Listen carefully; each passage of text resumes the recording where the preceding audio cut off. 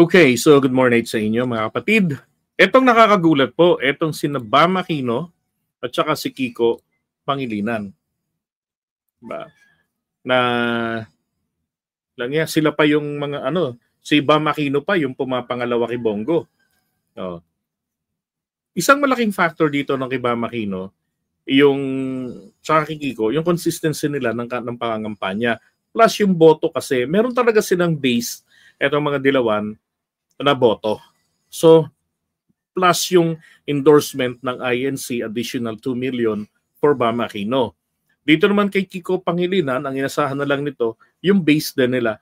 Plus, mga kapatids.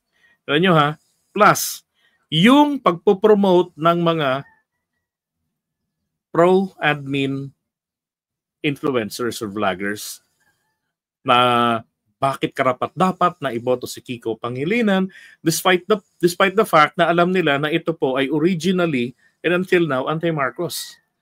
Pati yung kanyang anak. Di ba?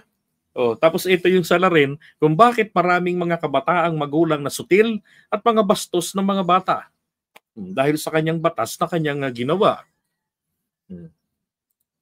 Di ba? Tapos anong nangyari? Na ano pa siya, na boto pa siya. So, tignan natin yung figures. Ayan o. So, kay Bam Aquino, 20 million ha? 20 million si Bam Aquino. Si Bongo naman, yung 20, yung boto ni Robin Padilla na mataas doon, tinalo niya na. Diba? So, 20 million kay Bam Aquino, kay Kiko Pangilinan is 15 million.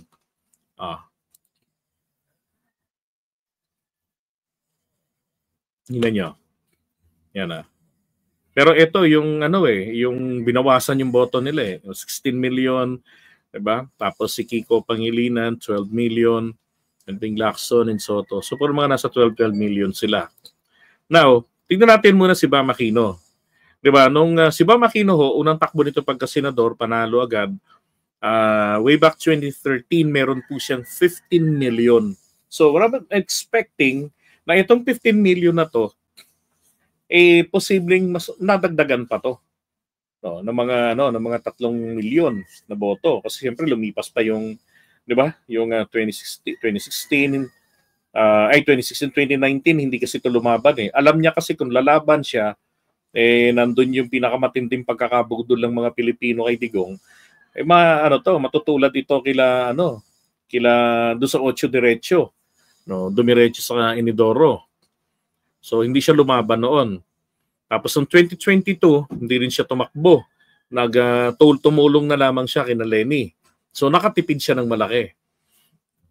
Kaya ngayong 2025, meron siyang sapat na resources sa kampanya niya. Diba? Pero again, meron siyang base votes na 15,534,000. Ngayon, ito naman pong si Francis Kiko Pangilinan, merong more or less 16 million. So kung titignan natin, ilan ba yung nakuhang boto nito ni Okix? 'Di ba? Ang kay Kiko ay nasa 15, 'di ba? Nabawasan pa ang kay Kiko. Inayawan siguro namatay yung mga niya, yung mga botante niya noon. Hindi, siguro inaiwan na siya. Siguro nagising na, nga pala, loko-loko to. Ito yung salarin kung bakit sutil yung mga kabataang magulang at mga kabataan ngayon. Diba? So meron talaga silang base. Kaya nga tanong ko nga rito, what if kumandidato pa po etong sina Leila de Lima at saka eto pong si Trillanes? Well, tingin ko kung kumandidato ngayon si Trillanes, makakapasok ito. Kasi dito pa lang meron silang noong 2013. Meron siyang 14 million Tapos maganda naman yung pinakikita niya ngayon, 'di ba? Posibleng ito nga umabot pa ito ng 16 million o 15 million ng kay Trillanes. So, pagka ganun, malaki ang tendency na malaglag pa diyan si Camille Villar at saka si Aimee. Yung dalawang yan ang pwede pa niyang masipa. Ngayon, kung paano naman kung kumandidato kaya etong si Leila de Lima, merong 14 million din nun. 'Di ba? So pwede ring makalusot. So ang ending ngayon, matitira lang diyan sa sa mga DDS sa kandidato, ano lang, malamang si Bongo lang ang manalo sa kanila. The rest, di ba? Maghahatian talaga dito yung alyansa at saka tong mga kadilawan, tong mga kakamping. Ang maganda rito sana, kung nangyari yung ganitong sinasabi ko, kung kumandidato sana si De Lima at saka etong si Trillanes, walang pangamba na mababaliwala ang accountability. Mapapanagot si Sara. Ngayon, kamusta ngayon ang impeachment? May pag-asa pa ba? Yun isang magandang tanong doon 'Di ba? Kung masusunod etong nandiyan sa sa partial result, nakakasiguro kung matutuloy naman po ang impeachment. However, hindi na po ako nakakasiguro na magkakaroon tayo rito ng patas na paglilitis. Di ba? Na patas na desisyon. Magkakaroon ng Siyempre, asahan mo na si Bato de la Rosa dyan na bulyawan niya ng mga prosecutors, yung mga witnesses. Yung pagka-one-sided, asahan mo na rin dyan si Bongo na pero may salita si Bongo na gusto niyang makita muna ang mga ebidensya bago siya makapagkomento sa impeachment ni Sara.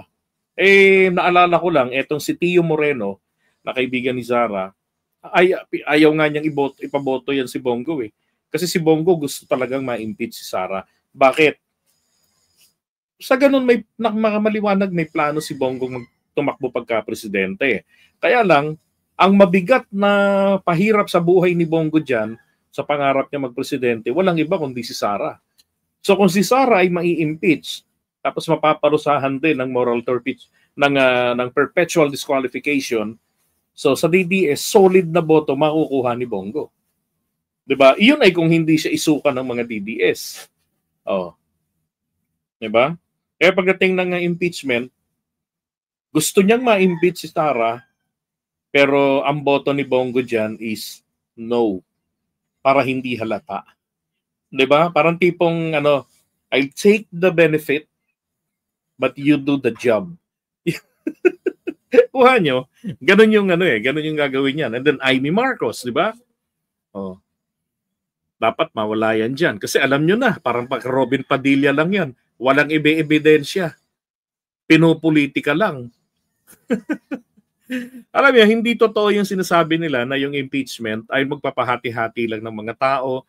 Tragis, kahit na plunder ang ikaso mo sa ombudsman dyan Kay Sara, hati-hati pa rin ng mga Pilipino Di ba? Kahit napitikin mo na lang yung daliri niyan ng 3 beses bilang parusa, hati-hati pa rin ng mga Pilipino.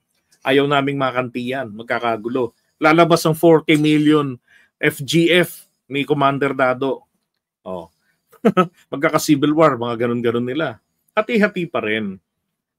Ngayon, sana etong si Kiko Pangilinan na maaga na rin nagsabing ayaw niya ng impeachment, etong si Bam Aquino na yun daw ang ginawang collateral sa Iglesia ni Cristo na hindi siya boboto ng conviction, 'di ba? Sa laban kay Sara sa impeachment, kaya nakakuha ng endorsement. Ngayon ako. Sayang sana si Trillanes. Kasi pag Trillanes, sigurado yan 'Di ba? Sigurado yan. Talagang impeach talaga dyan si Sara. At malaki po talaga yung chance ng mga dilawan ngayon na magsipanalo. Bakit? Yan ang magandang tanong 'Di ba? So mamaya na natin pag-usapan yung kung bakit. So for now, iwan na muna natin to.